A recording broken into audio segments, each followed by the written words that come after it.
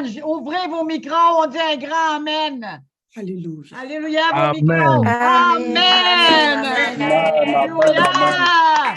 Monsieur Merci, Seigneur, pour la Amen. mosaïque au service de Amen. l'Éternel. Alléluia. Merci. Alléluia. Gloire à Jésus. Gloire à Jésus. Vous pouvez fermer vos micros. Merci beaucoup, vraiment honorable servante du Seigneur, femme de feu, de vérité et d'exploit à travers la main de Dieu. J'ai eu, quelquefois, j'ai demandé des prières, puis la même journée ou le lendemain qu'elle prenait le message, tout de suite l'adresse, tout de suite c'est où, elle est prête d'aller prier sur la personne, va y poser les mains. Une femme très généreuse, d'une grande compassion. Merci pour ce que tu es et vraiment honoré. On l'applaudit pour le Seigneur.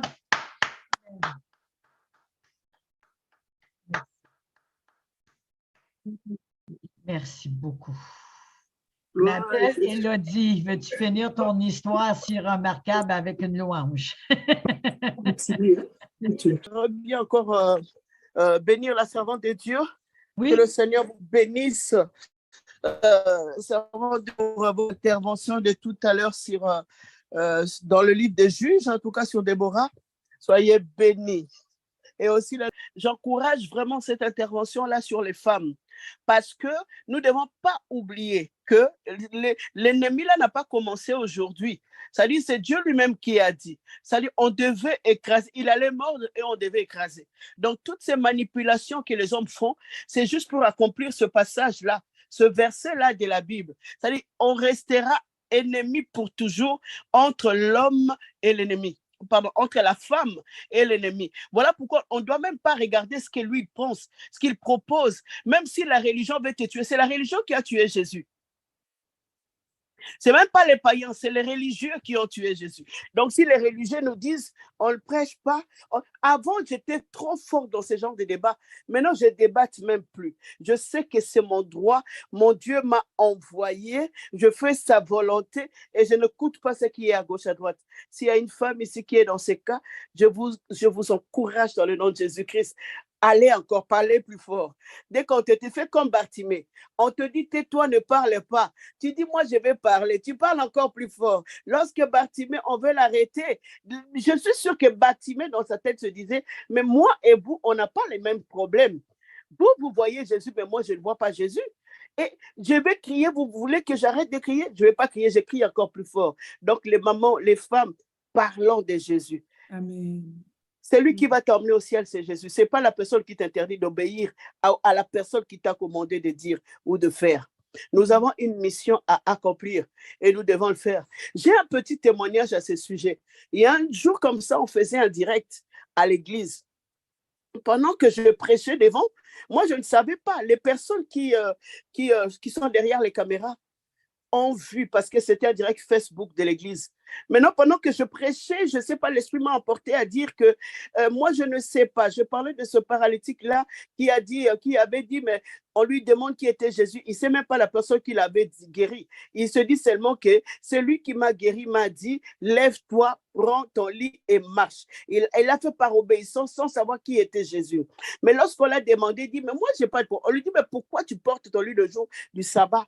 Il a pris son lit. La Bible dit que même quand les pharisiens sont venus le demander, je ne le connais pas, mais il m'a dit. Donc, nous sommes dans ces... Pendant que j'étais en train de prêcher à l'église, il y a un monsieur qui commente notre direct. Moi, je ne savais pas. J'étais en train de prêcher. Il écrit, la femme n'a pas droit de prêcher, de se tenir devant la chair pour prêcher. Je ne voyais pas, je ne savais pas. Directement, je vois l'esprit qui répond directement. Et je ne savais même pas que j'étais en train de répondre. Directement, il y a ce passage de ce paralytique qui vient. Je dis que peut-être que tu es là, derrière la caméra, tu es en train de me regarder. Je commençais à dire sans savoir que lui, il avait commenté cette mauvaise commentaire sur moi. Peut-être que tu es en train de te dire que toi, tu ne dois pas prêcher parce que tu es une femme. Mais moi, j'ai besoin de te dire, si tu as un problème, va demander à la personne qui m'a envoyé. Celui qui m'a envoyé m'a dit, lève-toi, prends ton lit et marche. Celui qui m'a envoyé m'a dit, prêche l'évangile. Celui qui m'a envoyé m'a dit, sauve les perdus. Je commençais à répondre comme ça.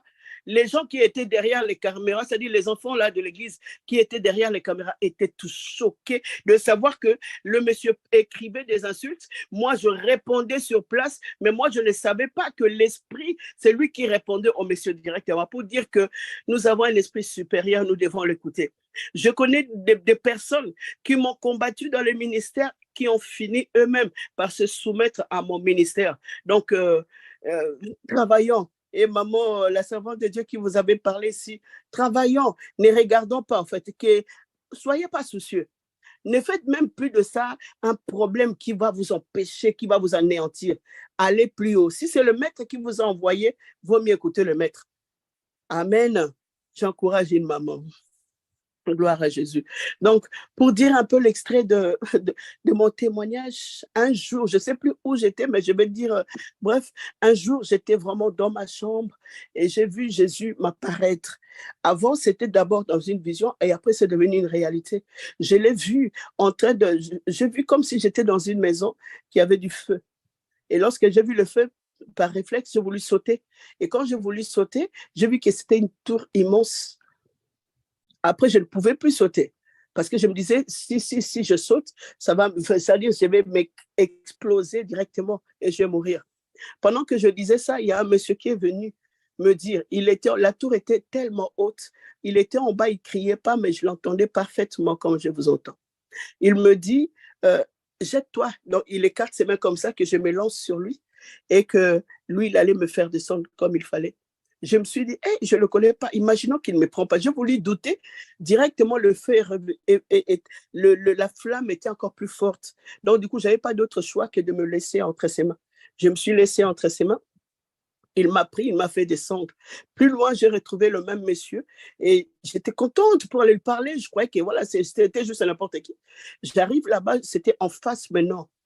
Il était à côté d'un arbre, il soulève sa tête. Et quand il soulève sa tête, nos yeux se croisent. Je vis que ce n'était pas une personne comme nous. Donc, du coup, j'avais peur de son regard. C'était rempli d'autorité. Tu ne peux pas le regarder face à face et continuer à le regarder comme si c'était ton ami. Donc, je baisse ma tête. J'étais tremblotant parce que je savais que ce n'est pas une personne normale. Du coup, il commence à me parler. Quand il parle, là, je comprends aujourd'hui pourquoi on dit que même la nature pouvait l'obéir. Sa voix est tellement, c'est-à-dire il ne criait pas, il parlait normal, rempli d'autorité que tu ne peux que lui obéir. C'est-à-dire qu'il y a une autorité dans cette voix, il y a une autorité dans ce regard que lorsqu'il te dit, tu ne peux que faire. Même le vent, la tempête, aujourd'hui je comprends pourquoi ça pouvait que obéir. Cette voix remplie d'autorité, personne ne peut le résister. Donc, je l'écoute, il me dit, va, dis-leur. Le royaume des cieux est proche. Guéris les malades, ressuscite les morts. Je le vois, il me dit comme ça. Du coup, je le vois encore dans un autre aspect sur place. Il apparaît comme s'il était sur la croix. J'ai vu Jésus sur la croix. Même pas 2 secondes, il a disparu. Directement, je vois Jésus dans sa gloire. J'ai dit, mais c'est toi, je te reconnais, c'est Jésus. Et c'est la même personne qui était en train de me parler en face. Donc, dès qu'il a fait ça, je souris. Enfin, je l'ai vu sourire. Et il a disparu devant moi. Et je me suis vue aller maintenant partout. J'ai même fait beaucoup de programmes, comment on appelle ça, de concerts, que j'ai payé moi-même 3 000 € de ma poche, juste dans le but de gagner une âme pour Christ. Et après cela, la mission continue partout où je voyage pour prêcher le retour de Christ. Mais la femme, je constatais qu'il y a des endroits, les femmes ne sont pas acceptées. Il y a des ministères, les femmes ne sont pas acceptées. Que faire lorsque nous rencontrons ce genre de lieux, ce genre d'endroits où le ministère n'est pas accepté? Je ne sais pas si vous connaissez le T.L. Osborne.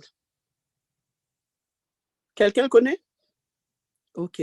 Je me souviens l'un de ses témoignages, il était dans une ville de musulmans et on allait le tuer parce qu'il était dans un endroit où il ne pouvait pas prêcher Christ. Et dans ces lieux-là, Jésus a manifesté sa gloire. Le Saint-Esprit a fait en sorte de guérir les malades qui étaient là, d'ouvrir les yeux des aveugles, de libérer les captifs, au point que même les gens qui étaient venus dans le but de le tuer, ils ont donné leur vie à Christ. Je vais encourager quelqu'un, dire que tu as un Dieu. Confie-toi au Saint-Esprit. C'est-à-dire, là où il y a résistance, ne te bats pas. Ne perds même plutôt le temps à chercher juste des versets pour dire non, toi fais l'œuvre. Le Saint-Esprit va descendre encore, il manifestera sa gloire. Les mêmes personnes qui t'ont rejeté dans ton ministère, c'est les mêmes personnes. Si toi, tu restes fidèle, si toi, tu n'abandonnes pas, c'est les mêmes personnes qui vont t'applaudir, qui vont dire oui, tu avais raison. J'ai envie de prophétiser sur une femme ce soir que tu as raison de servir et d'obéir Dieu et à sa puissance et à son esprit, parce qu'il se révélera sur toi. C'est-à-dire qu'il a fait comme avec moi, le Saint-Esprit, dans les endroits où mon évangile ne pouvait pas marcher, mais sa puissance pouvait toujours opérer. Faites confiance à la puissance de Dieu. Il peut encore le faire aujourd'hui. Ce qu'il a fait dans le passé, il peut encore le faire maintenant. Soyez puissantes. J'encourage toutes les femmes de rester intimes avec le Saint-Esprit, de recevoir de lui les directions, de recevoir de lui de nouvelles directives. La colonne de feu avançait. La Bible dit que lorsqu'elle avançait, Israël avançait. Lorsqu'elle s'arrêtait, Israël s'arrêtait. Ça veut dire qu'il y avait des nouvelles directives. Ne te laisse pas conduire seulement par les directives d'avant. Ça veut dire qu'il faut à un moment donné revenir un peu lui demander que veux-tu maintenant que je fasse? Comment veux-tu que je fasse les choses? Lorsque j'avais commencé à faire concerts, etc. et tout, juste pour gagner les âmes, à un moment donné, je m'étais retiré 3 jours. J'ai jeûné, j'ai prié, j'ai dit à Dieu, je suis comme quelqu'un qui est dans un virage, qui attend une direction. Ayez encore la direction divine. Demandez au Saint-Esprit la direction divine. On ne peut pas continuer à suivre de nouvelles choses avec les vieilles outres. Tu as besoin d'une huile nouvelle, tu as besoin d'un rafraîchissement, tu as besoin d'une parole encore. Parce que le chemin est long. La mission n'est pas finie. En tout cas, tant que Jésus n'est pas encore revenu, nous n'allons pas arrêter de servir. Comme on ne va pas arrêter de servir, on a besoin qu'il nous dise si on doit aller à gauche, si on doit aller à droite. C'est partout où on doit aller. On a besoin d'être loin par lui. Et en tout cas, on a besoin qu'une femme soit restaurée. Ton ministère, mon ministère, c'est de nous encourager nous-mêmes, les femmes. C'est-à-dire, comme on est venu dans cette plateforme de mosaïque, c'est pour s'encourager soi-même. Quand on finit de s'encourager, on sort dans la ville pour aller déposer ce que le Seigneur a mis en nous. Ne pleure pas, toi qui pleures. Ne dis même pas, oh, me rejette, oh, me rejette. Au contraire, glorifie le Seigneur parce que tu as été rejeté. Ça fait partie des choses qu'un chrétien normal doit vivre ici sur terre. Lorsqu'on va vous critiquer à cause de Christ, lorsqu'on ne vous comprend pas à cause de Christ et que vous savez que ce n'est pas à cause de vos bêtises, mais parce que vous êtes en train de suivre Christ, bénissez Dieu. Louez, soyez fous. Comme les gens me disent souvent, mais on ne te comprend pas, on ne comprend pas ta façon de faire. Je bénis Dieu parce que je deviens de plus en plus fort. À chaque épreuve réussie, il y a une gloire qui s'ajoute après. Soyez remplis. Donc, comme je disais, je ne voulais pas ce soir parler beaucoup parce que je sais qu'il y a encore beaucoup de gens qui ont à parler. Ce soir, j'étais venu pour recevoir. Lorsque le Seigneur permettra que je parle, je parlerai. Mais là, je veux qu'une femme soit fortifiée. La mosaïque est une plateforme. Regardez, moi, je suis en France, d'autres au Canada. Le frère berger Jean, il est avec son épouse en France, d'autres, je ne sais pas où vous êtes. Certains en Afrique, j'ai vu le pasteur Boniface. C'est-à-dire, ça nous a rassemblés. Ce n'est pas une église locale, physique, mais c'est une église quand même. Parce que l'église, c'est moi, parce que l'église, c'est toi. Jésus avait dit, si deux ou trois sont assemblés à mon nom, je suis au milieu d'eux. Du moment que nous sommes là, 2 ou 3, je ne sais pas combien on est réunis dans sa présence, il est au milieu de nous, donc on reçoit de lui des directives, on se fortifie et on sort encore dans la mission. On a des âmes à gagner, il y a une guerre à gagner, il y a la place dans la bataille pour tout le monde, que personne ne se décourage. Avançons, avec Dieu nous ferons des exploits. Que le Seigneur vous bénisse. Amen!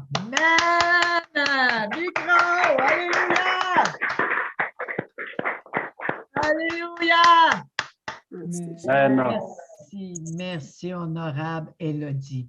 J'aimerais que tu pries, vu que quand Jésus était là, que tu étais en feu, et comme un peu comme Moïse qui était comme un buisson ardent à rencontrer la révélation du Saint-Esprit avec Dieu. Mais je veux que tu pries là-dessus, qu'on soit des femmes, des buissons ardents, enflammés, que lorsque Jésus dit de sauter, on saute. Mhm. Prie là-dessus. Merci. Amen. Seigneur, je te rends grâce pour ce moment. Merci, Seigneur, pour cette grâce que tu nous as accordée à tous, Seigneur, d'être là, ensemble, réunis dans ta présence. C'est une grâce, Seigneur, que d'avoir tes enfants en Afrique, en Europe, en Asie. C'est une grâce d'avoir tes enfants réunis autour de cette plateforme pour t'écouter et te parler. Parce que tu nous fais du bien. Je viens prier, Seigneur, d'abord pour la protection surnaturelle de chaque serviteur ou servant des dieux qui sont ici. Nous savons que la moisson est grande, il y a peu d'ouvriers. Il y a aussi des ouvriers qui désistent à cause des oppressions, à cause des combats, à cause de la bataille. Voilà pourquoi je viens prier pour que chacun ici ne soit pas un ouvrier, une ouvrière qui va désister, ne soit pas un ouvrier, une ouvrière qui va abandonner à cause des oppressions, Seigneur. Que chaque femme dans cette plateforme puisse comprendre que nous avons une mission. Si tu nous as réunis pour nous redonner la force par ta parole, Seigneur, et après cette parole, on va sortir comme des vaillants, des vaillantes pour conquérir. Parce qu'il y a la place dans la bataille et nous avons des guerres à gagner, des victoires à avoir, des conquêtes sur conquêtes pour aller conquérir des nations pour toi. Seigneur, donne la paix à chaque femme. Je vais prier, Seigneur, pour quelqu'un que je sens ici qui est oppressé. Je brise cette puissance d'oppression satanique. Cela ne vient pas de toi. Dans le nom de Jésus. Père, donne la paix à ta fille qui est ici ce soir. Tu la connais par son nom. Oh Dieu des armées, tu la connais. Que cette personne qui est en train de vivre cette oppression à cet ainsi, Seigneur, restaure, libère, délivre et guéris cette personne au nom de Jésus.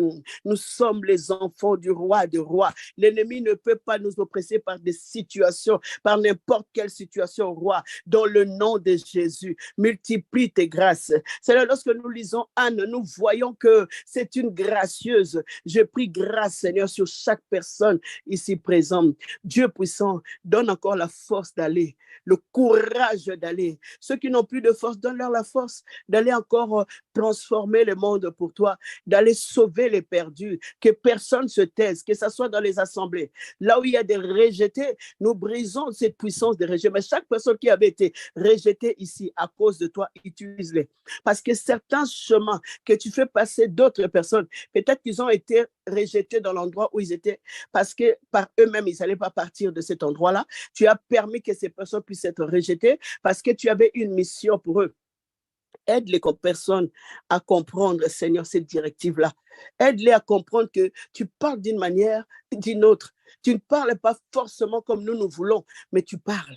Voilà, Seigneur, dans ce chemin-là, fais-leur comprendre et guéris ces personnes-là des blessures intérieures au nom de Jésus, qu'elles comprennent que c'est la voie que tu avais permis pour les utiliser, les préparer, les rendre disponibles parce que tu veux les lancer pour la mission. Je glorifie ton nom. Protection divine, ô Dieu, manifeste-toi. Ton royaume n'est pas seulement en parole, c'est aussi en puissance et en gloire. Nous voulons voir cela. Chacun de nous, Seigneur, veut voir ta gloire. Parce que les gens attendent de nous, Seigneur, le monde attend de nous. Ils attendent la révélation des fils. Nous sommes des fils de Dieu. Nous sommes des filles de Dieu. Seigneur, utilise chacun de nous. Utilise, Seigneur. Utilise pour la gloire de ton nom.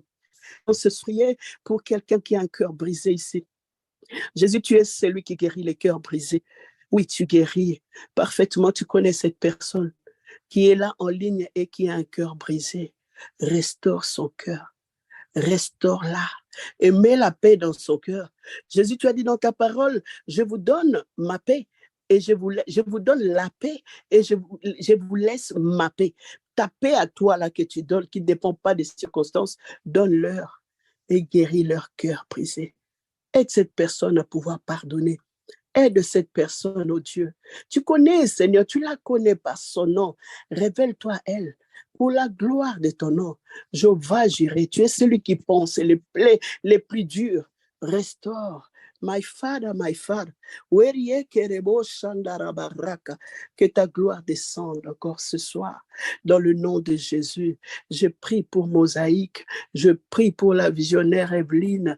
Je prie que ta grâce soit sur elle. Qu'elle reçoive, Seigneur, qu'elle soit toujours à tes côtés, prêt à suivre les pas, les directives que toi tu dois donner à cette Mosaïque. Nous glorifions ton nom, Maître, au nom puissant et glorieux de Jésus, que nous avons ainsi prié. Nous disons tous ensemble, Amen. Amen, amen, amen, amen, amen. Petit temps bonus, ceux qui ont une question à poser à la belle Élodie. Non, je voulais juste remercier Élodie. Elle tape dans le mille. Amen. La belle, vraiment. Gloire à Jésus. Alléluia, alléluia. Amen. Je vais faire une prière en lien avec ce qui a été emporté, puis après, on va passer à l'autre étape pour les couples. Merci et bonjour, Immaculée. Amen. Bonjour, ma belle. Je suis contente de te voir. Seigneur, merci pour tout ce qui a été emporté, Seigneur, par ministre Evelyne et la belle adoratrice pasteur Élodie. Et je te remercie, Seigneur, de bénir et de fortifier, de les relever. Une nouvelle onction, une nouvelle autorité qui va d'expansion en expansion, Seigneur. Amen. Quelles que soient les trajectoires, ça sera une traversée triomphale. Quel que soit de quoi qu'ils vont faire part, tu vas renverser les tables des vengeurs, tu vas renverser les hôtels sataniques et familiales et tu vas briser toute réclamation. Parce que les femmes se lèvent aujourd'hui par leur témoignage. Parce que les femmes prennent place aujourd'hui par leur témoignage. Ce que j'ai à cœur, Seigneur, c'est me prendre position pour chaque femme, chaque homme qui ont été blessés et qui ont blessé encore des religions, des doctrines ou que des affaires, des enseignements, Seigneur, de l'égalisme. Pardon, papa.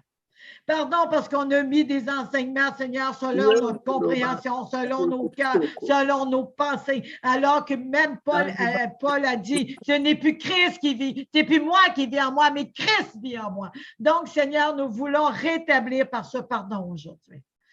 Pardon pour chaque femme, pour chaque homme blessé et déchiré. Pardon lorsque nous avons limité et bloqué votre ministère, votre appel par des mensonges, par des émotions ou parce que l'était dit tantôt entre l'ennemi. Mais Seigneur, l'ennemi n'a pas d'affaires dans nos vies. C'est pas lui qui fait partie de notre destinée. C'est toi qui l'as entre tes mains. Et je te remercie que la grâce qui s'est manifestée à la croix, tu as dit pardonneurs ne savent pas ce qu'ils font. On pardonne, Seigneur, à chaque personne. On relâche sa grâce maintenant, parce que c'est toi qui vis en nous, parce que c'est toi qui es Christ, le Dieu Tout-Puissant. Viens faire ton œuvre maintenant. Je libère les âmes. Je coupe tout lien d'âme de tous ces esprits mensongers, de tous ces esprits méchants, de tous ces esprits, Seigneur, de légalisme ou de religion. Je coupe tout ceci maintenant. Nous sommes attachés à toi. Et ramène-nous dans ta barque pour que nous puissions, comme si les éclaireuses se lèvent pour briller dans la barque de la vie. Aujourd'hui, Seigneur, nous embarquons dans cette barque, hommes et femmes, et nous voulons te suivre. Que toutes ces choses puissent rester derrière nous maintenant, parce que nous avons pris cette nourriture aujourd'hui sur le bord de la rive. Mais il y a aussi un temps que la barque qui est Jésus nous amène à destination. J'appelle la paix. J'appelle la guérison, j'appelle la restauration. Je relâche l'onction sur chaque tête maintenant. L'onction sur chaque personne qui écoute et qui vont écouter. Maintenant, je relâche. Au nom de Jésus. Au nom que chaque larme a été versée, des larmes de peur, de crainte, de doute, de tristesse, soit changées en larmes de joie. C'est la destinée, l'héritage de chaque femme, Seigneur. Et même les hommes, Seigneur, ont eu des choses difficiles. Et Seigneur, beaucoup ont vécu des intimidations, beaucoup ont vécu des rejets ou de l'auto-rejet.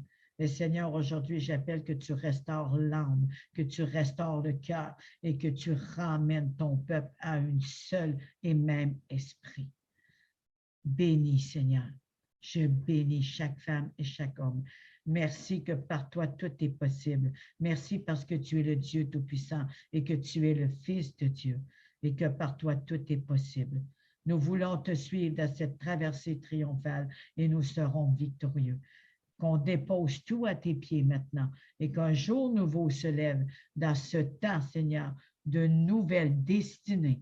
Au nom de Jésus. Amen. Amen. Gloire à Jésus. Gloire à Jésus. Je te remercie, Seigneur. Merci, mon Dieu, mon roi. Gloire à toi. Merci. Merci. Alléluia.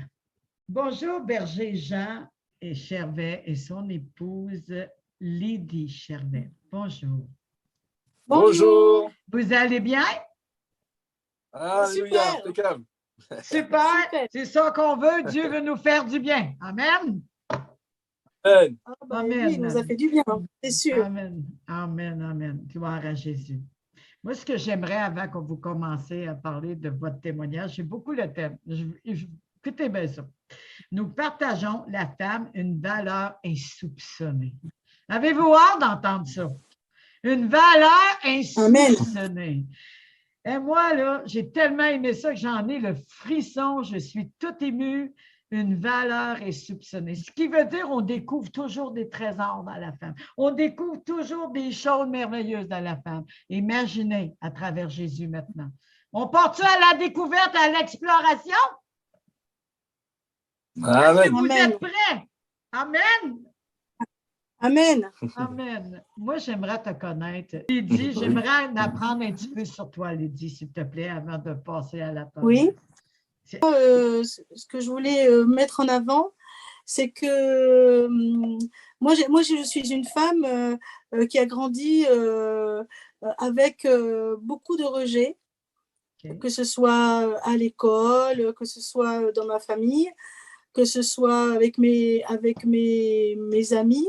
J'ai vécu beaucoup le rejet et la solitude, d'accord? Et beaucoup de souffrance par rapport à ça, par rapport à ce rejet, cette solitude, et cette injustice aussi, beaucoup d'injustice. Et puis, j'ai rencontré le Seigneur qui m'a délivrée parce que ce qu'il faut savoir, c'est que à cause de cette comment dirais-je, de cette souffrance, de cette injustice, de cette violence que je vivais constamment, parce que j'avais un père qui était violent. Alors, pas physiquement, quand j'étais petite, oui, mais après, c'était surtout verbalement, extrêmement violent. Extrêmement violent, ce qui fait que moi, j'ai grandi en étant convaincue d'être une prostituée. J'étais convaincue d'être une prostituée, alors que je ne savais pas ce que ça voulait dire. Je ne savais pas ce que c'était une prostituée. Je ne comprenais pas ce que ça veut dire, mais j'étais convaincue d'être une prostituée. Et donc, vu que j'étais une prostituée, ben, c'était normal que je n'avais pas d'amis, que je vivais ce rejet constant, que mon père m'insultait de tous les noms, et que je grandissais comme ça. Et du coup, moi, je cherchais, comment vous dire, je cherchais de la puissance. Je cherchais la puissance. Et la puissance, je l'ai trouvée dans l'occultisme. Donc, j'ai commencé, enfin, j'aimais pas chercher. Les gens venaient à moi, c'est-à-dire tous ceux qui faisaient du spiritisme, les sorciers, tous ces gens-là venaient à moi. Je les cherchais, je cherchais rien, tout venait à moi. Et on m'a lu dans les mains, etc. J'ai appris beaucoup de choses sur moi-même. Et puis, moi aussi, je lisais dans les mains. Et à savoir aussi que mes parents connaissaient le Seigneur. Mais mon père était, comment vous dire, pas très engagé, mais ma mère, oui, ma mère, c'était une femme de Dieu. Ma mère, elle priait pour moi constamment, jour et nuit. Mon père, c'était variant. Il y avait ces crises de violence et après ces crises de chrétienté. Donc, voilà. Et donc, comme je vous disais, moi, je lisais dans les mains. Et puis, un jour, j'ai lu dans les mains et puis d'une fille. Et j'ai vu qu'elle allait mourir, mais qu'elle allait mourir très rapidement. Et donc, moi, je suis rentrée chez moi. Je me suis rappelé que ma mère connaissait un Dieu, qu'il y avait un Dieu quelque part là. parce qu'en plus j'allais à l'église, mais je n'y comprenais absolument rien. Et puis je me suis mis à genoux, puis j'ai dit à Dieu, j'ai dit, écoute, si tu sauves cette fille, je te donne ma vie, pour toujours. Mais pour toujours, je viendrai ta servante. Et donc cette fille, je la revois un mois après. Elle était paniquée parce qu'elle avait un trou qui s'était formé dans sa jambe avec une infection extrêmement profonde. Et elle avait été voir tous les professeurs de Paris, etc. Et personne ne savait ce qu'elle avait. Et moi, je savais très bien ce qui se passait. Je savais très bien qu'elle allait mourir. Du coup, je retournais voir Dieu et je lui ai dit, écoute, je t'ai dit que si tu la sauves, je te promets que j'arrête tout et je te donne ma vie. Et puis, je l'ai revue quelques temps après. Elle me dit, écoute, on ne sait pas ce qui s'est passé. Le trou, il s'est refermé. Il n'y a plus rien. Alors, moi, j'ai dit, moi, dans mon cœur, j'ai dit, ah, mais alors Dieu, il m'a exaucé. Et puis, je lui ai donné ma vie. Mais quand je lui ai donné ma vie, moi, je voulais être sûre d'être bien. Je voulais être sûre d'appartenir à son royaume. Parce que je ne vais pas non plus rentrer dans trop les détails, parce que quand vous pratiquez ces choses-là, vous avez des combats qui sont différents des gens lambda. C'est pas pareil. C'est des combats extrêmement violents. Donc, moi, j'ai demandé, je me suis mis dans ma chambre, j'étais à genoux et j'ai eu un combat pratiquement toute la nuit entre Dieu et le diable. Il y avait Dieu qui m'appelait, qui me disait non, t'es mon enfant, nanana. Le diable qui me tirait d'un autre côté, ils me tiraient tous les deux. Et puis, à un moment, Dieu me dit, mais déclare que tu es mon enfant, que mon sang t'a purifié, etc. Donc, j'ai déclaré ce que Dieu me disait. Et quand j'ai déclaré ça, j'ai eu une vision où je me suis vue comme une sorcière, très moche. Et ce corps s'est ouvert en deux. Et moi, je suis sortie magnifique, toute blanche, enfin, une robe blanche, je brillais, j'étais avec des longs cheveux. J'étais très belle. Et le corps, il est tombé dans un trou noir. Ce corps est tombé dans un trou noir. Et là, j'ai su que j'appartenais à Dieu, à Jésus, pour l'éternité. Et après, Jésus m'a fait vivre des merveilles. Enfin, il m'a fait vivre beaucoup de choses seule, beaucoup de choses toute seule, sans personne. Par exemple, quand j'étais vraiment convaincue d'être bien son enfant, que j'ai eu cette vision, tout ça, je suis partie servir le Seigneur dans un camp. Et Dieu me dit, je veux que tu évangélises les garçons. Et moi, je lui dis, écoute, Seigneur, si j'évangélise les garçons, les pasteurs, ils vont croire que je cherche un mari. Et moi, les hommes, je les détestais en plus.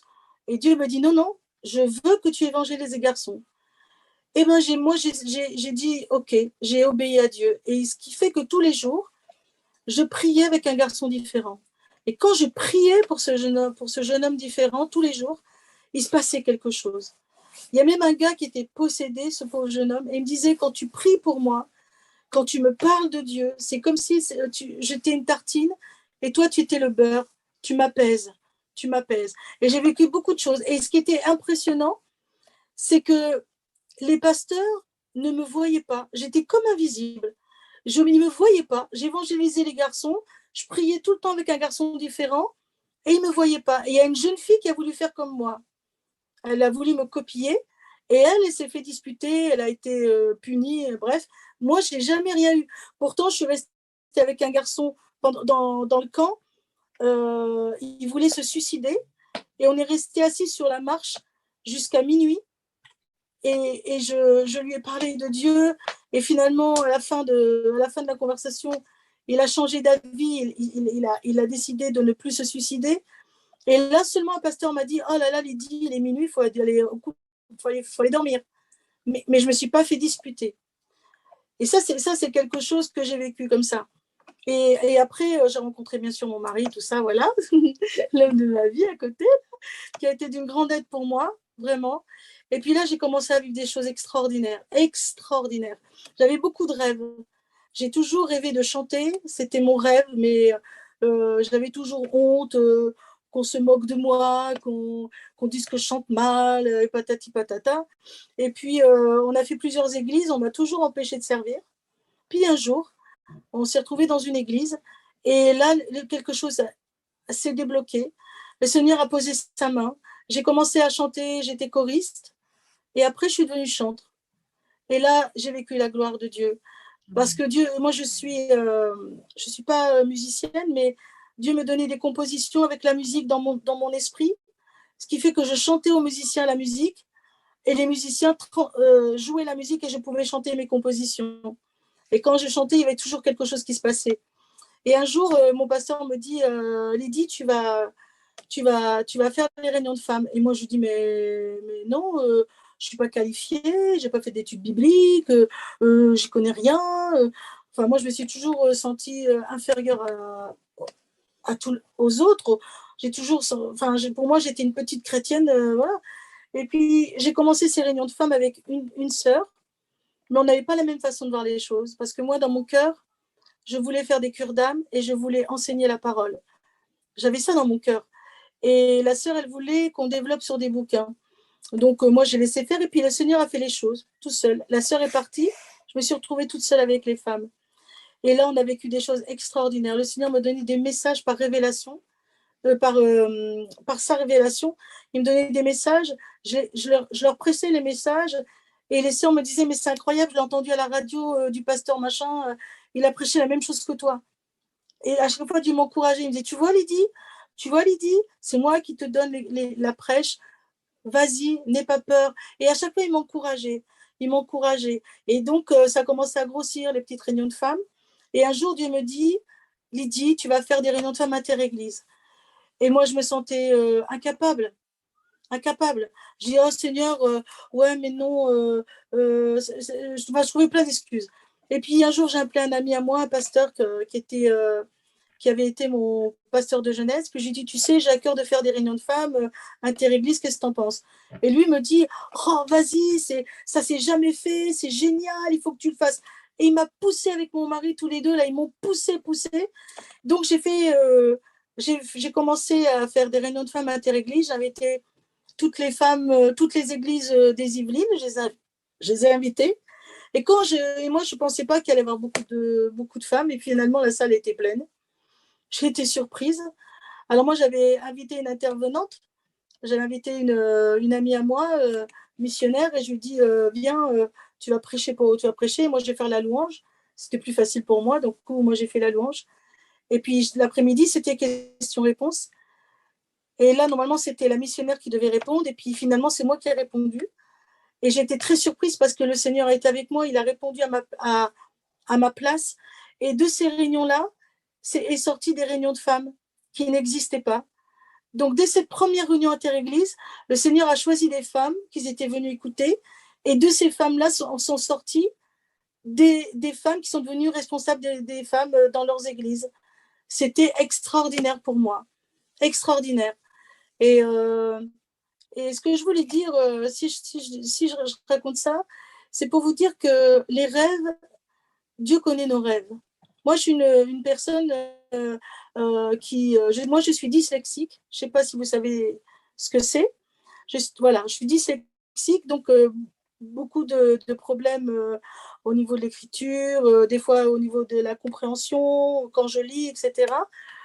Et le Seigneur a fait de moi quelque chose que je n'aurais jamais pu espérer. Jamais j'aurais osé espérer avoir été responsable des femmes, faire des réunions de femmes inter-église, avoir chanté, avoir pu composer des chants. Tout ça, pour moi, c'était inaccessible. C'était pas possible. Et finalement, le Seigneur a permis que je vive ces choses. Et un truc aussi, c'est que quand Dieu vous place, personne ne peut vous descendre. Quand je faisais la louange, j'ai eu des moments très difficiles parce que j'étais harcelée à mon travail. Donc, j'avais des moments où j'étais un petit peu dépressive, j'avoue. Et mon pasteur, à chaque fois, il voulait me descendre et Dieu l'a empêché. Il lui a dit non, tu la laisses sur l'estrade, je vais la relever. Ce qui fait que quand j'étais sur l'estrade, personne n'a pu me descendre. Personne, ni quand je faisais la louange, ni quand je faisais les réunions de femmes. Jamais. C'est moi qui suis partie. Quand le Seigneur m'a dit, maintenant tu t'en vas, je suis partie. Quand Dieu m'a dit, va-t'en, je suis partie. C'est ça que je voulais expliquer. C'est que quand Dieu vous place, personne ne peut vous descendre. Mais vraiment, personne ne peut vous descendre. Je vous assure, c'est la vérité.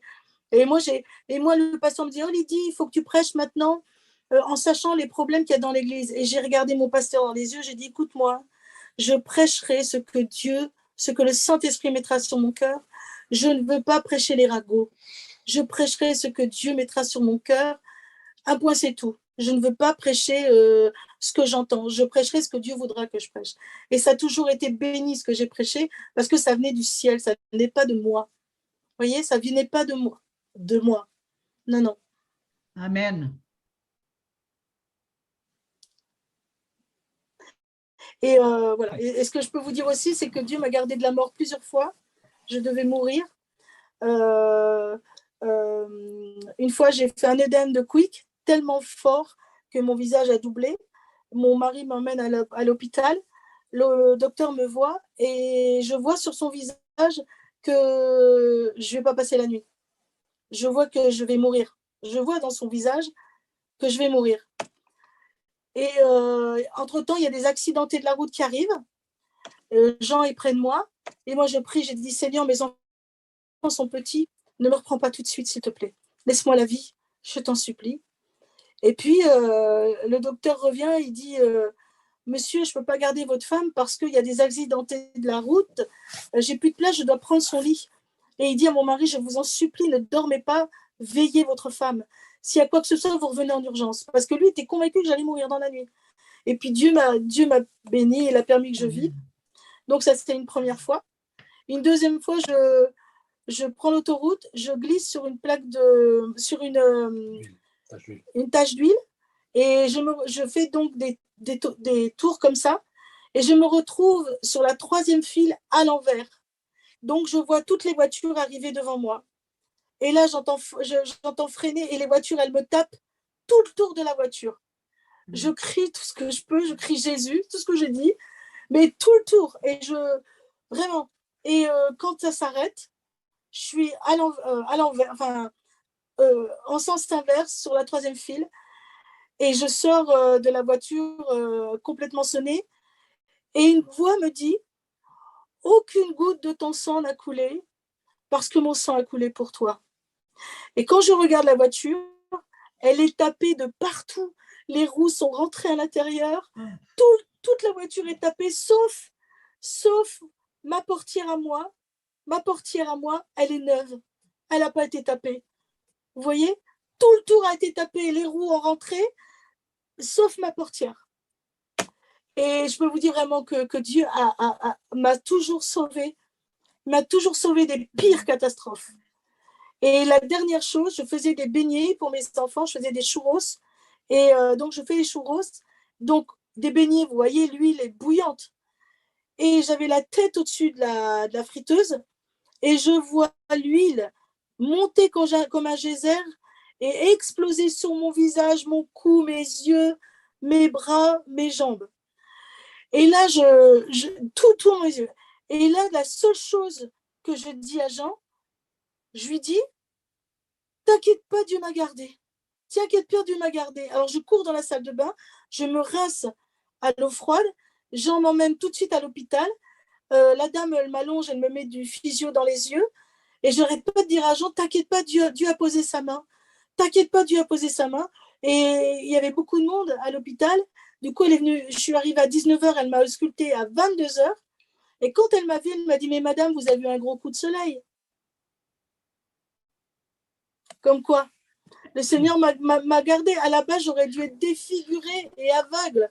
Parce que toute l'huile est rentrée dans mes yeux et sur mon visage et mon cou et mes bras partout. Donc voilà, je voulais rendre témoignage comme quoi le Seigneur est vivant. Voilà. Amen. Alléluia. Merci Seigneur. On ne peut attendre ce merveilleux témoignage de Lydie parce que tu l'as gardé, le Rédempteur est vivant. Voilà. Amen. Moi, Berger Jean. Oui. Bonjour. J'aimerais ça comment que Bonjour.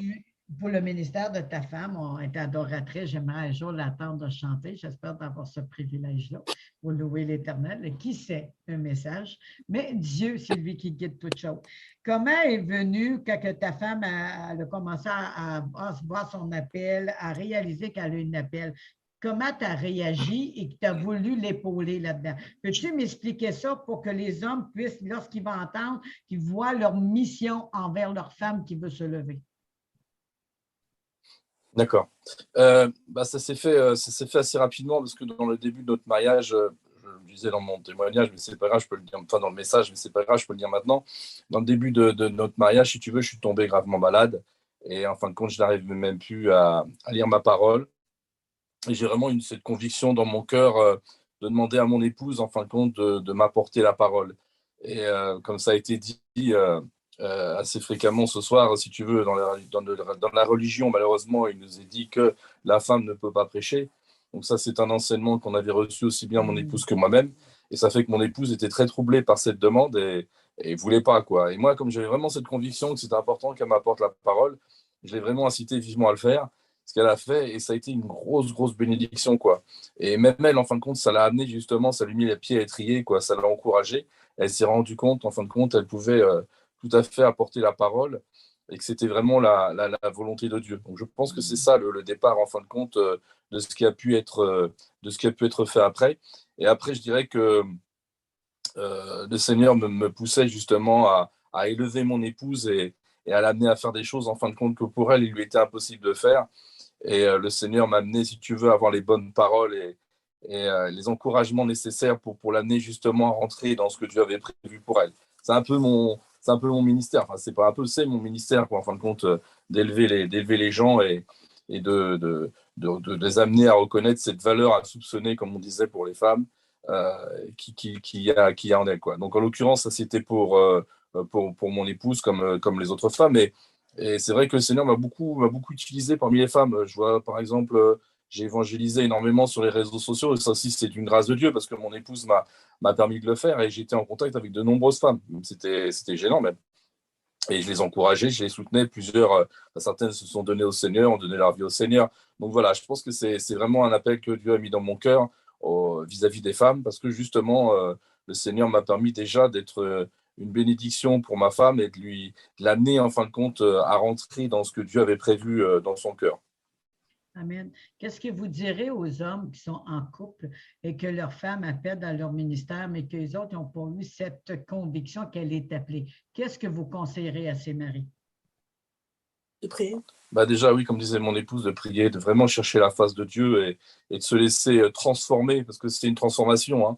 Ni plus ni moins, c'est une transformation, parce que c'est vrai que, comme je disais, dans la plupart des églises, les femmes ne sont pas forcément reconnues comme telles, elles ne sont pas forcément reconnues comme étant utiles pour Dieu, alors qu'elles le sont puissamment, elles le sont autant que les hommes. Et je crois que le Saint-Esprit, en fin de compte, qui peut amener ses frères, hein, mes frères, je leur dirais, laissez-vous vraiment influencé, contrôlé, dirigé par le Saint-Esprit et non pas la religion ou non pas par les enseignements qui sont apportés, qui pour la plupart sont erronés. Donc vraiment que le Saint-Esprit puisse agir et vous ouvrir les yeux. C'est ça, en fin de compte, ouvrir les yeux, tomber les écailles des yeux, comme on dit, afin que vous puissiez voir votre épouse comme une personne à part entière et une personne qui a reçu autant que vous, voire plus, et qui peut être vraiment utilisée pour la gloire de Dieu, quoi. Que vraiment, je dirais que je reviendrai un peu ce que disait Evelyne Seka. J'ai beaucoup aimé que le Seigneur lève des baraques. Moi, je me considère comme un baraque ce soir. Et c'est un honneur. C'est un honneur qu'il lève des baraques, hein, mes frères, que vous puissiez demander, si vous ne l'êtes pas encore, que vous puissiez demander à Dieu de vous transformer et faire de vous des baraques. Amen. Mais bienvenue, Barak, tu fais bien ça. Merci, Seigneur. Donc, je vais faire une petite prière, puis après, je vous passe la parole. Je crois que tu as un message sur ton cœur, c'est ça, hein, Berger Michel, avec ta petite Michel encore. Ouais. Il y a Michel qui aurait dû être là. Bon. Berger Jean. Donc, merci, Seigneur. Je te remercie. C'est pour disposer tous les cœurs, Seigneur, afin que tous puissent s'ouvrir, hommes et femmes, à écouter ce message que tu as mis sur le cœur, Seigneur, du Berger Jean et de l'adoratrice Lydie. Et Seigneur, on pourra dire aussi la messagère de l'Éternel. Je sens vraiment une profonde compassion dans les deux. Je sens vraiment l'onction de Béthanie, Seigneur, de miséricorde, de restauration.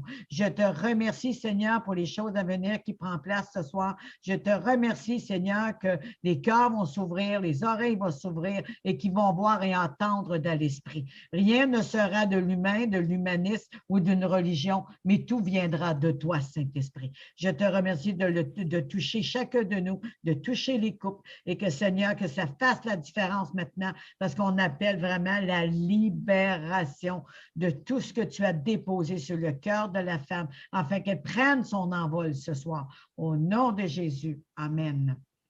Allez-y, Virginie. Amen. Amen. Merci Seigneur. C'est une grâce déjà de pouvoir apporter la parole. Quand Evelyne m'a demandé d'apporter une pensée, j'ai tout de suite j'ai reçu dans mon cœur cette pensée que je vais vous apporter ce soir à travers ces versets bibliques. J'ai vraiment reçu, je ne savais pas où c'était, mais je savais exactement de quoi je devais parler. Ça, c'est la première chose. Et la deuxième chose, c'est que quand Evelyne m'a demandé un titre, moi, ce que j'apprécie beaucoup avec Evelyne, à chaque fois, c'est qu'on est sur la même connexion. Vraiment, le Saint-Esprit, à chaque fois, est là. Je n'ai pas de difficulté à faire les choses ou à chercher les choses parce que ça se fait très simplement. Et c'est pour ça que j'ai dit la femme, une valeur à soupçonner. Et vous verrez dans le message que je vais apporter que c'est vraiment ce que le Saint-Esprit veut nous apporter ce soir. Alors, je vais lire donc Matthieu, chapitre 28, versets 1 à 10. Je me permets de la lire dans la version français courant, parole vivante plus exactement. Alors, le titre, quand le sabbat fut passé et que le dimanche matin commençait à poindre, Marie de Magdala et l'autre Marie se mirent en chemin pour aller voir la tombe. Tout à coup, il y eut un violent tremblement de terre, un ange du Seigneur descendit du ciel, s'approcha de la tombe, roula la pierre de côté et s'assit sur elle. Son visage brillait comme l'éclair, ses vêtements étaient aussi blancs que la neige. À sa vue, les gardes furent saisis d'épouvante et tombèrent à terre comme morts. Mais l'ange, s'adressant aux femmes, leur dit : « Vous autres, soyez sans crainte. Je sais bien que vous cherchez Jésus, celui qui a été crucifié. Il n'est plus ici car il est ressuscité comme il l'avait prédit. Venez voir la place où il était couché. Maintenant, allez vite prévenir ses disciples qu'il est ressuscité d'entre les morts. Voici, il va vous précéder en Galilée. C'est là que vous le reverrez. Voilà ce que j'avais à vous dire. » Elles quittèrent immédiatement le tombeau, tremblantes de peur, mais en même temps remplies d'une joie indicible. Et elles coururent porter la nouvelle aux disciples. Et voilà que tout à coup, Jésus lui-même se trouva devant elles, venant à leur rencontre. Il les salua, elles s'approchèrent de lui, se jetèrent à ses pieds et l'adorèrent. Alors Jésus leur dit : « Soyez sans crainte, allez annoncer la nouvelle à mes frères et dites-leur de se rendre en Galilée, c'est là qu'ils me reverront. » Dans ce passage, je suis surpris agréablement, car l'ange s'est adressé en premier aux femmes. Il aurait pu, en fin de compte, s'adresser aux disciples qui étaient avec Jésus pendant tout le temps de son ministère, mais en fin de compte, il s'est révélé dans un premier temps aux femmes. En fait, il a choisi les femmes. Nous savons que Dieu ne fait rien au hasard. J'ai vraiment cette conviction que Dieu voulait honorer les femmes en leur permettant d'annoncer cette nouvelle si précieuse et si importante qui nous est encore apportée jusqu'à ce jour. J'y vois l'importance du ministère de la femme, une valeur insoupçonnée pour les hommes, mais pas pour Dieu. Au début du passage, ce sont des femmes et non des hommes, encore moins ces disciples qui ont été à la tombe. On voit tout l'amour que ces femmes avaient envers Jésus. Ce sont des adoratrices, comme la plupart d'entre vous, des femmes de prière qui se tiennent aux pieds du Maître, à son service. Souvent, la lumière est posée sur les hommes. Dans nos églises, les serviteurs de Dieu sont mis de l'avant et leurs épouses sont souvent dans l'ombre. Comme je l'ai déjà entendu dire, derrière tout grand homme de Dieu, il y a une grande femme de Dieu. À la vue des anges, dans ce texte, les gardes, qui, rappelons-nous, étaient des hommes de guerre, des bonhommes, comme on dit, furent saisis d'épouvante. Par contre, l'ange, s'adressant aux femmes, leur dit : « Vous autres, soyez sans crainte. Je sais bien que vous cherchez Jésus, celui qui a été crucifié. Ce soir, cet après-midi, mes sœurs, je voudrais vous dire de la part du Seigneur, soyez sans crainte. Dieu a vu votre cœur d'adoratrice qui recherche la face de Dieu. Ne vous sous-estimez pas. Vous avez une grande valeur aux yeux de Dieu. Vous êtes reconnus comme ayant beaucoup d'importance et Dieu veut et va vous utiliser pour sa gloire. Soyez-en certaines. Dieu va vous surprendre et vous étonner. Déjà, plusieurs sœurs en Christ sont utilisées pour sa gloire. Evelyne Pelletier, qui a reçu de la part de notre Seigneur ce projet qui nous a été présenté, Mosaïque. Nous avons le privilège d'entendre le révérend Élodie, que je connais très bien. C'est une femme consacrée, puissamment utilisée par Dieu. Son épouse, le révérend Martin, est également un homme d'onction que Dieu utilise puissamment dans le ministère qu'il lui a confié. Et leurs enfants sont aussi sous l'onction de Dieu. La plus grande apporte la parole avec puissance et autorité. Tout cela parce que les parents sont consacrés et parce que le révérend Martin a reconnu que la femme était choisie de Dieu, tout comme lui. Message tout particulier pour les frères ce soir. Ça fait toute la différence. Nous avons eu le privilège d'entendre l'évangéliste Evelyne Seka. J'ai eu l'occasion et l'honneur d'entendre la servante de Dieu au cours d'un rassemblement sur Zoom organisé par Evelyne Pelletier. Une femme de feu qui m'a vraiment boosté. Et nous allons aussi entendre le témoignage du pasteur Boniface Caille et Bérénice Caille sur le ministère de la femme en couple. Bien sûr, je parlais de mon épouse qui m'a été d'un grand soutien tout au long de ma vie chrétienne.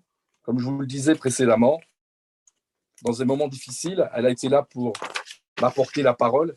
Elle a été vraiment d'une grande bénédiction pour moi. Merci Seigneur. Alors, mes sœurs, je proclame ce soir ou cet après-midi qu'il va en être de même pour vous. Certaines d'entre vous ont été humiliées, rabaissées, n'ont pas été reconnues par les autorités établies. Je vous en prie, ne les blâmez pas, ne leur en voulez pas. Ils ont été enseignés comme cela, à savoir que les femmes ne pouvaient pas être utilisées au même rang qu'eux. C'est un mensonge et je suis convaincu que Dieu va intervenir dans ce domaine, d'où la réunion de ce soir qui va bouleverser les mentalités. Avant d'aller plus loin, je voudrais l'exemple du pasteur du Vieux-Art qui m'a montré la voie. Vous demandez pardon, mes sœurs. Je vous demande vraiment pardon, mes sœurs, au nom de tous les frères, au nom de toutes les autorités établies, de ces hommes qui n'ont pas reconnu ce que Dieu a déposé dans vos cœurs et qui est si précieux à ses yeux. Je sais que ce que l'on peut éprouver quand on est rejeté, humilié et mis de côté par les autorités, c'est le parcours de ma vie. Mais je rends grâce à Dieu pour tout ce que j'ai vécu, car cela me permet de mieux vous comprendre et de pouvoir vous encourager. Dieu a un plan merveilleux pour chacune d'entre vous. Vous êtes choisis de Dieu. Il va vous utiliser puissamment pour sa gloire et personne, je vous dis bien, personne ne pourra empêcher Dieu d'accomplir cette œuvre dans votre vie. Je reviens à présent sur notre texte que Dieu a déposé dans mon cœur. Au verset 7, il est dit « Par l'ange envoyé de Dieu, maintenant ». Quand il était précisé maintenant, il n'est pas dit pas demain, pas après-demain, pas dans un mois, un an, 10 ans, voire plus. Maintenant. Allez vite. Mais sœurs, réalisez qu'il y a une urgence prophétique. Prévenir mes disciples qu'il est ressuscité entre les morts. Vous imaginez l'importance du message pour les disciples? Je vous rappelle que ces derniers étaient découragés. Certains étaient retournés à leur activité première avant de rencontrer Jésus. Une nouvelle extraordinaire allait complètement bouleverser leur plan. Et cette nouvelle est apportée par des femmes, des messagères choisies, établies depuis toute éternité pour embraser le cœur de ses disciples. Des hommes choisis de Dieu pour embraser le monde entier. Comme quoi, nous avons tous notre importance, nous avons tous notre place, les uns avec les autres. À travers la parole de Dieu, nous voyons l'impact que celui a pu avoir dans le cœur de milliers d'hommes, de femmes et d'enfants. Nous sommes au bénéfice de cette bonne nouvelle. Mes sœurs, vous êtes de cette lignée, des femmes ointes qui vont être puissamment utilisées par Dieu pour sa gloire. Au verset 8, il est dit « Elles quittèrent immédiatement le tombeau. Mes bien-aimés, je prophétise de la part de Dieu sur votre vie, la résurrection de votre appel, un temps de renouveau, de ressourcement divin. Croyez-le et vous le verrez s'accomplir. Peut-être à cet instant, vous sentez-vous tremblante de peur devant la responsabilité qui vous incombe. De par les obstacles rencontrés au cours de votre parcours de vie, vous y croyez peut-être même plus, mais le Saint-Esprit est là cet après-midi, ce soir, et il ranime un feu nouveau dans vos cœurs. Une vision nouvelle, un appel qui retentit tout à nouveau, une assurance comme jamais, que rien ne pourra vous empêcher d'accomplir. Dieu est là et tout va changer. Car au verset 8, il est précisé, c'est important de le souligner en même temps, rempli d'une joie indicible ou inexprimable. Et elles coururent porter la nouvelle aux disciples. Mes sœurs, c'est un choix important que Dieu vous demande d'accomplir à cet instant. Allez-vous rester à la place que les hommes vous ont assignée par méconnaissance de la volonté de Dieu, ou allez-vous courir vers votre destinée, celle d'une guerrière de Christ, une battante, une femme d'onction? Mes sœurs, c'est votre moment. Ne ratez pas cette opportunité divine, car selon votre choix, il y a une promesse qui s'y attache. Au verset 9, il est dit, et voilà que tout à coup, Jésus lui-même se trouva devant elle, venant à leur rencontre. Alléluia. Jésus lui-même vous promet de venir à votre rencontre. Ça me rappelle ce qu'a dit Élodie ce soir. Élodie Tamacurie, quand elle a dit que Jésus est venu à son rencontre. Pourquoi? Parce qu'elle a obéi à Dieu, parce qu'elle a décidé de servir Dieu comme Dieu lui avait demandé. Mes sœurs, Jésus est le Dieu du tout à coup. Plus rien ne sera pareil. Votre perception et celle des autres va s'illuminer, car le Dieu du tout à coup intervient en votre faveur. Car vous avez répondu à son appel, vous avez réalisé l'importance de comprendre que Dieu vous a établi pour être cette femme d'honneur qui va faire toute la différence. Jésus vous conduit aujourd'hui à vous approcher de lui, comme les deux maris l'ont fait, à vous jeter à ses pieds, à vous prosterner et à l'adorer. Je finis mon message par le verset 10, où Jésus dit « Soyez sans crainte, sois sans crainte, ma sœur. Va annoncer la nouvelle à mes frères et dites-leur de se rendre en Galilée, c'est là qu'ils me reverront. » Dieu, je prophétise ce soir dans le nom précieux de Jésus que Dieu va déposer dans ton cœur un message, une mission qui a toute son importance et qui apportera un bouleversement sans précédent dans la vie de ses frères, de ses sœurs en Christ, tout ministère confondu. C'est un privilège et un honneur pour moi d'être le messager de cette nouvelle extraordinaire. Mes sœurs, Jésus compte sur vous. Ne restez pas ou ne retournez pas dans le passé avec toutes ces blessures, ces frustrations, mais revêtez le manteau d'onction que Dieu dépose sur chacune d'entre vous pour glorifier le nom précieux de Jésus-Christ. Soyez bénis, mes sœurs. Amen. Amen. On applaudit. Alléluia. Oh, oh, c'est bon. Merci. Oh, je suis touchée. Merci beaucoup. Gloire à Jésus. Alors, j'aimerais ça que Merci, tu, Seigneur. Berger, ou ta femme aussi, si elle veut, de prier sur le sujet que vous avez partagé, toi, avec les versets et aussi en lien avec le témoignage pour briser ces liens qui nous retiennent, qui nous empêchent d'avancer. Toi et ta femme, si vous priez là-dessus, s'il vous plaît. Dieu, je te glorifie parce que tu es un bon Dieu. Tu es un merveilleux sauveur. Tu es un merveilleux créateur. Quand tu t'engages avec nous, Seigneur, c'est pour la vie, c'est pour l'éternité. Ton engagement ne faillit pas. Il ne se faille pas, rien du tout. Seigneur, tu t'engages pour l'éternité avec nous. Ce que tu as déposé sur nous, en nous, c'est pour l'éternité. Même si nous avons des moments de faiblesse, des moments de désarroi, des moments de larmes, toi, tu t'es engagé, tu es toujours près de nous, Seigneur. Que, s'il te plaît, mon Père, toutes mes sœurs qui sont dans l'affliction, qui ont peur de se lancer, qu'elles puissent saisir ta main, Seigneur, et se lever, Seigneur, et accomplir les desseins que tu as mis en elles, qu'elles réalisent que tu les aimes comme elles sont, avec leurs qualités et leurs défauts. Tu ne demandes pas d'être parfaits, les parfaits sont au ciel. Seigneur, nous courons vers la perfection, c'est sûr, mais Père, tu nous aimes tels que nous sommes, et tu t'attends pas qu'on soit parfait pour te servir. Tu prends le package complet, nos défauts, et tu te sers de tout ça pour glorifier ton nom. Oh mon Seigneur, vraiment bénis toutes mes sœurs sans exception. Bénis tous mes frères, afin qu'ils réalisent qu'ils ne sont pas évincés, qu'ils ne sont pas mis de côté, mais qu'au contraire, ils font partie de ce plan béni pour ta gloire, de ce plan merveilleux pour activer ton retour. Seigneur, nous sommes une équipe, l'homme et la femme devant ta face. Nous sommes devant toi des enfants de Dieu, des créatures merveilleuses que tu as mis sur cette terre afin que nous accomplissions ta volonté.